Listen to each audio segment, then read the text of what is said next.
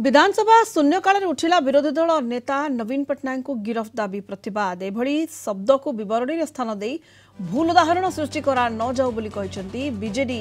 विधायक अरुण साहू गृह विवरणी बाद देवाक दाबी करिसेंती विधायक अस्मितार मुहरे उत्साहित होई कहि दैछंती मंत्री अनभिज्ञतारू गिरफ शब्द कहते बाद दे दुख प्रकाश करंतु बोली से दाबी करिसेंती नहेले जदि साहस अछि तो गिरफ कर राज्य सरकार को कौनसी प्रसंग में ज्ञान नाही बोली कहते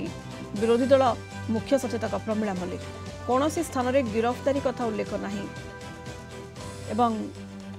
राज्यपाल अभिभाषण को मध्य विरोध करा जायथिला। तत्कालीन विरोधी दल मुख्य सचेतक भाषण को विरोध करथिले जदि गिरफ कथा उठुछि तेबे आग तांको गिरफ करा जाऊ बीजेपी गिरफ प्रसंग क्षांत न रहिले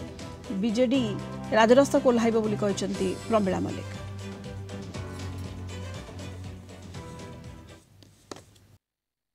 मान्यवर नवीन पट्टनायक तीन थर पार्लियामेंट को केंद्र मंत्री होबा और ओडिशार 24 वर्ष धरी मुख्यमंत्री रहिया भितरे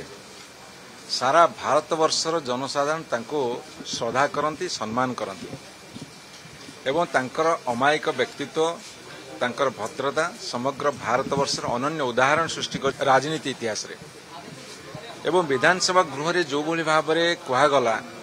जे तांको गिरफ करा जाऊ एवं जो बही को रेफर करागला जो बही को देखिए उदाहरण दिगला जो प्रैक्टिस प्रोसीजर काउल शब्दर से कौन सी जगह लिखा है गोटे गिरफ शब्द तेणु मोर डिमांड थिला जे एभली एक शब्द कही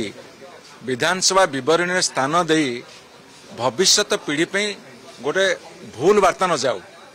ताको विवरणी बाद दिया जाऊ एवं जदि विवरणी बाद नदेवे जदि से कही उत्साहित हो जाइछन अत्यधिक अस्मितार मुहरे ताहले साहस सहित गिरफ कर जो भूल कथा कहा जाउची विवरणी स्थान पाउची जहाँ कौन सी रूल्स एंड प्रोसीजर नहीं गिरफ शब्द जदि से तांकर अनभिज्ञता जो कही ताको बाद दिया जाऊ दुख प्रकाश करंतु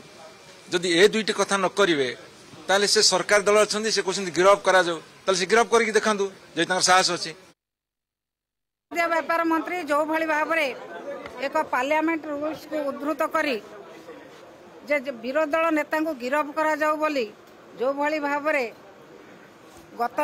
विधानसभा विवृत्ति देइचंती ताको आमे दृढ़ निंदा करछु कारण कौन सी जगह रे गिरफ शब्द कौन सी रूल नाही ताको से भल भाव में पढ़ी नांती न पढ़ी की